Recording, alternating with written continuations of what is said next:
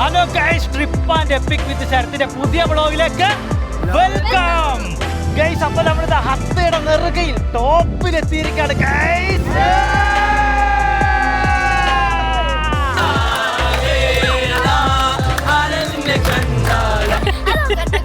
അതോട് ആഗ്രഹമാണ്.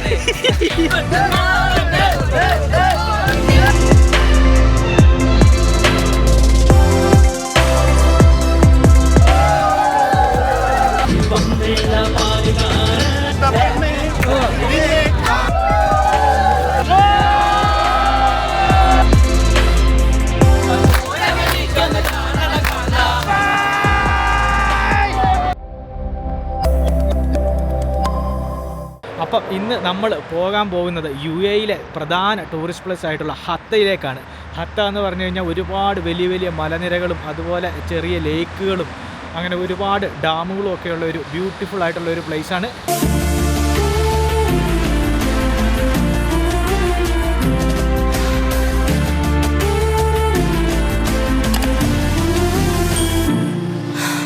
അപ്പോൾ ഗൈസ്, സ്മാഷ് എന്ന ടൂർ കമ്പനിയുടെ പാക്കേജ് എടുത്താണ് ഞാനിപ്പോൾ ഹത്തയിലേക്ക് പോകുന്നത്. 99 ദിർഹമാണ് ഈ ട്രിപ്പിന് വേണ്ടിയിട്ട് ഞാൻ ചെലവഴിച്ചിരിക്കുന്നത്.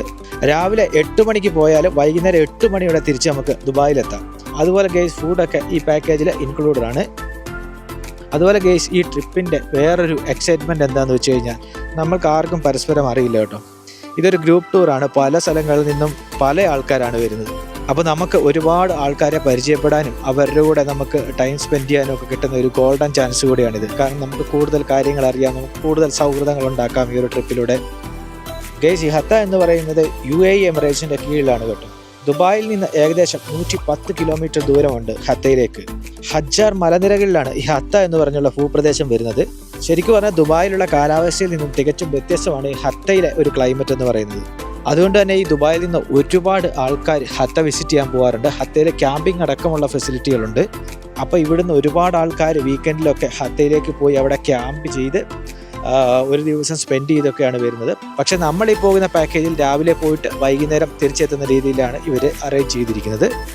ഇനി നിങ്ങൾ കണ്ടോളൂ ഗൈസ്, ഈ ട്രിപ്പ് വേറൊരു വൈബായിരിക്കും.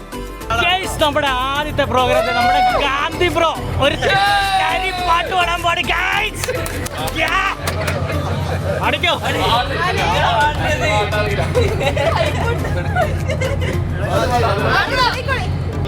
മനുഷ്യൻ മനസ്സിനകത്തൊരു പള്ളിയുണ്ടാക്കി രാജിക്കും കേറാവെന്നാകെ അതിലേറും നിസ്കാരം ആയാതിരിക്കെ. വലിയ കാര്യങ്ങളല്ല, എന്നാലും പാട്ട് പാടാനും പാട്ട് പാടുന്നതിനെ ഇഷ്ടപ്പെടുന്ന ഒരാളാണ്.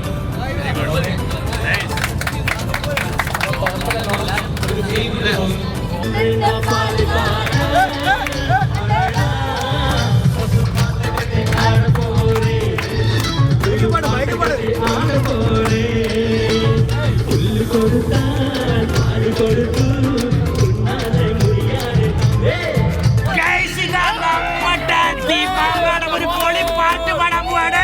എല്ലാവരും ചെറിയ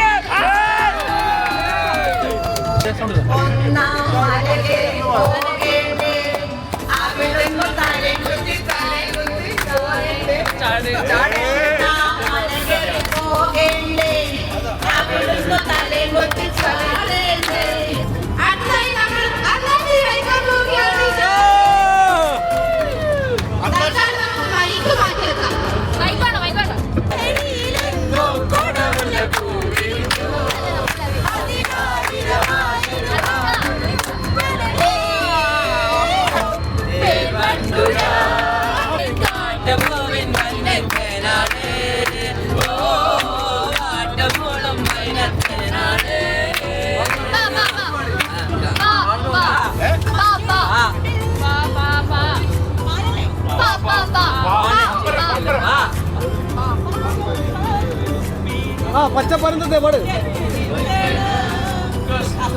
ഒറ്റത്തില് കേക്കണില്ല.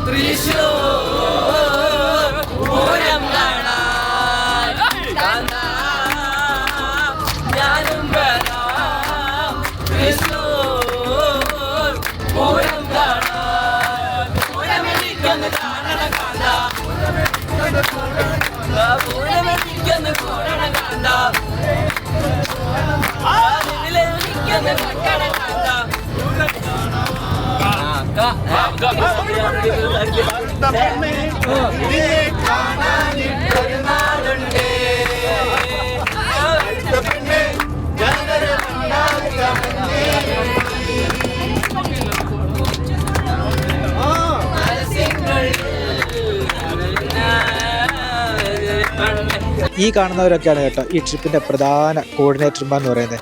ഈ ട്രിപ്പിൻ്റെ വേറൊരു ഹൈലൈറ്റ് എന്ന് പറയുന്നത് ഈ കോർഡിനേറ്റേഴ്സ് നമ്മളെ എല്ലാ ആക്ടിവിറ്റികൾക്കും പങ്കെടുപ്പിക്കും എന്നുള്ളതാണ്. അപ്പം നമ്മളിൽ ഒരുപാട് ഇൻട്രോവേർട്ടഡ് ആയിട്ടുള്ള ആൾക്കാരുണ്ടാവും. പക്ഷേങ്കിൽ ഈ കോർഡിനേറ്റേഴ്സ്മാരുടെ ഒരു പോസിറ്റീവ് വശം എന്ന് പറഞ്ഞാൽ ഇവർ നമ്മളെ ഇവിടെയുള്ള എല്ലാ ആക്ടിവിറ്റികളിലും പങ്കെടുപ്പിക്കും. പാട്ട് പാടാനും അതുപോലെ സംസാരിക്കാനും ഒക്കെയുള്ള ഒരു പ്ലാറ്റ്ഫോം ഉണ്ടാക്കി തരും. അതുപോലെ ഈ ആക്ടിവിറ്റികളിൽ പങ്കെടുപ്പിക്കും. അപ്പോൾ നമുക്ക് ഉള്ളിലുള്ള ആ ഒരു ഷൈ ഫീലിംഗ്, അതുപോലെ തന്നെ കുറച്ച് ഇൻട്രോവേർട്ടറായി നിൽക്കുന്ന ആൾക്കാർക്കൊക്കെ എല്ലാവർക്കും ഒന്നിച്ച് ഒരു ഫാമിലി പോലെ ഇതിലേക്ക് ഇൻവോൾവ് ചെയ്തിട്ട് എല്ലാ ആക്ടിവിറ്റികളിലും പങ്കെടുത്ത് നമ്മുടെ ആ ഒരു മൈൻഡ് സെറ്റപ്പ് തന്നെ മാറ്റിക്കളയും. നമ്മൾ കുറച്ച് നെഗറ്റീവായിട്ടാണെങ്കിലോ ഷൈ ആയിട്ടായിരിക്കുന്നതെങ്കിൽ നമ്മുടെ ആ ടോട്ടൽ ആ ഒരു ചിന്താഗതി മാറും. നമ്മളും അതിലേക്ക് ഒരു പാർട്ടായിട്ട് നമ്മളും മാറും ഗൈസ്. അതാണ് ഇതിൻ്റെ മറ്റൊരു പോസിറ്റീവ് വശം ഞാൻ കണ്ട ഒരു കാര്യം.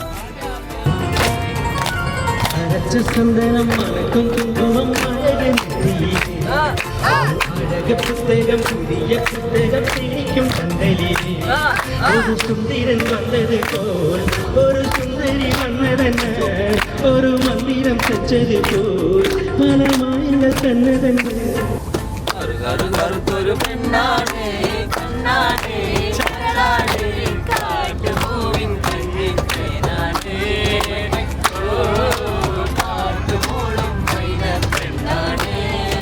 ഇതാണ് ഈ മരുഭൂമിയിൽ ഇവർ, അതായത് ഷാർജ വിളയിച്ചെടുത്ത നെൽപ്പാടെന്ന് പറയുന്നത്. നിങ്ങൾക്ക് കാണാൻ പറ്റുമെന്ന് വിചാരിക്കുന്നു. നിങ്ങൾക്ക് വിശ്വസിക്കാൻ സാധിക്കുന്നുണ്ടോ ശരിക്കും പറഞ്ഞാൽ ഈ മരുഭൂമിക്ക് നടുക്കൊരു നെൽപ്പാടമൊക്കെ ഉണ്ടാകുക എന്ന് പറയുന്നത് നമ്മുടെ നാട്ടിൽ കൂടെ ഇപ്പം നെൽപ്പാടങ്ങൾ കാണാൻ പറ്റാത്ത ഒരു കാഴ്ചയായിട്ടുണ്ട്. അപ്പോഴാണ് ഇവർ ഈ മണലാരണ്യത്തിന് നടുക്ക് ഇത്രയും വലിയ സ്ഥലത്ത് ഇതുപോലെ ഒരു നെൽപ്പാടം ഉണ്ടാക്കി വെച്ചിരിക്കുന്നത്. ശരിക്കും പറഞ്ഞാൽ നമ്മുടെ നാട്ടിൽ ചെയ്യുന്നതിലും 10ഓ 15ഓ അധികം ഹാർഡ് വർക്ക് ആവശ്യമായിട്ടുള്ള ഒരു പരിപാടിയാണ് ഈ മരുഭൂമിയിൽ കൊണ്ടൊരു നെൽപ്പാടം ഉണ്ടാക്കുക എന്നുള്ളത്. പക്ഷെ അവർ അതും ചെയ്തിട്ടുണ്ട്. ടൺ കണക്കിന് ഇവരുടെ ആവശ്യത്തിന് നെല്ല് ഉൽപ്പാദിപ്പിക്കാൻ പറ്റും ഈ ഫാമിൽ നിന്ന് ശരിക്കും പറഞ്ഞ കേസ്.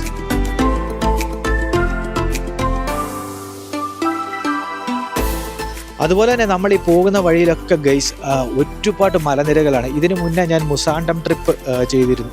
അപ്പോൾ ആ വീഡിയോ കണ്ടവർക്കും മനസ്സിലാവും നമ്മൾ ഈ പോകുന്ന വഴിയിലൊക്കെ ഒരുപാട് ഇതുപോലെയുള്ള വലിയ വലിയ മലകളാണ് കേട്ടോ. അതായത് നമ്മൾ ഈ ദുബായ് വിട്ട് നമ്മൾ ഒമാൻ്റെ സൈഡിലോട്ടൊക്കെ പോകുമ്പം കൂടുതലും ഇതുപോലെയുള്ള മലനിരകളാണ് നമുക്ക് കാണാൻ സാധിക്കുക. ഈ മലനിരകൾ ഇങ്ങനെ ഇവർ തട്ടുകളായിട്ട് കട്ട് ചെയ്തിട്ട് അവിടെ സിമെൻറ്റ് പോലെ എന്തോ ഒരു സംഭവമാണെന്ന് തോന്നുന്നു അവരവിടെ തേച്ച് പിടിപ്പിച്ചിട്ടുണ്ട്. കാരണം ഇത് ലാൻഡ് സ്ലൈഡിങ് ഉണ്ടാകാതിരിക്കാൻ വേണ്ടിയിട്ടാണ്. വലിയ വലിയ കല്ലുകളൊന്നും റോഡിലേക്ക് വീഴാതിരിക്കാൻ വേണ്ടിയുള്ള ഒരു സേഫ്റ്റിക്ക് വേണ്ടി അവർ ചെയ്തു വെച്ചിരിക്കുന്നതാണ്.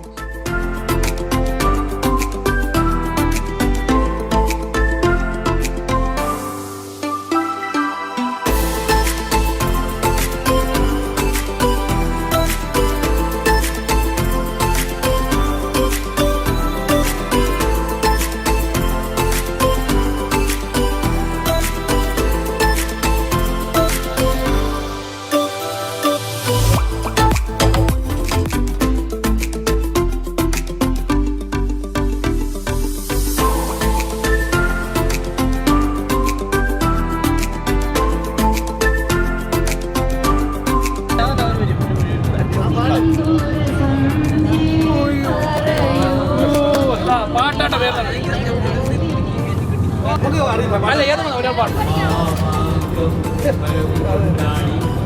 കൊണ്ടാടി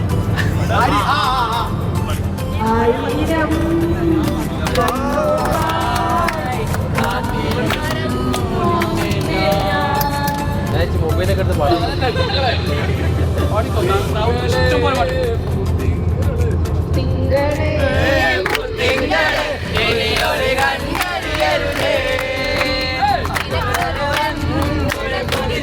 എന്റെ താലത്തിൽ കണ്ണും കണ്ടി മുത്താഴകെ മണി തരും നീ എൻ കുഞ്ഞാടല്ലേ ഓടി കളിക്കാൻ ഓ ഞാനും കൊള്ളാനോ പാട്ട് പാടാനാ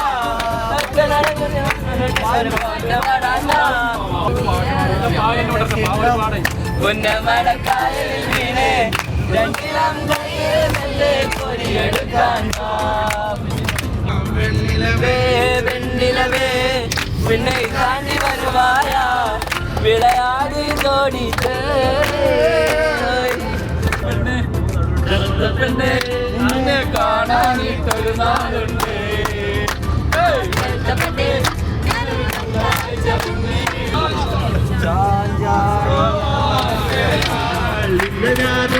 സ്വന്തമാകും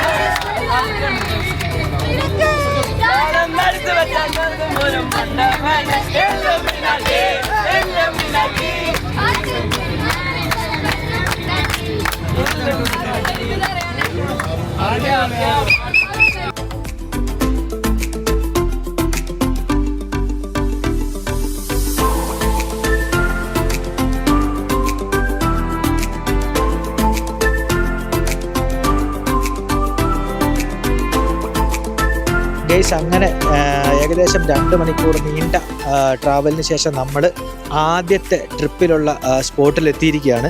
അൽവാദി പബ്ലിക് പാർക്കിലേക്കാണ് നമ്മളിപ്പോൾ പോകുന്നത്. ഇത് നമ്മുടെ ദുബായ് കോർപ്പറേഷൻ അണ്ടറിൽ വരുന്ന ഒരു പബ്ലിക് പാർക്കാണ്. ഇവിടെയാണ് നമ്മൾ ഒഫീഷ്യലായിട്ട് ടൂർ സ്റ്റാർട്ട് ചെയ്ത ശേഷം ആദ്യമായി വിസിറ്റ് ചെയ്യുന്ന സ്ഥലം എന്ന് പറയുന്നത്.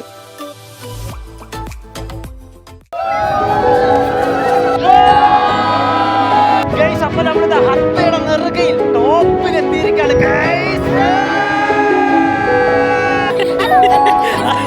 ആഗ്രഹമാണ്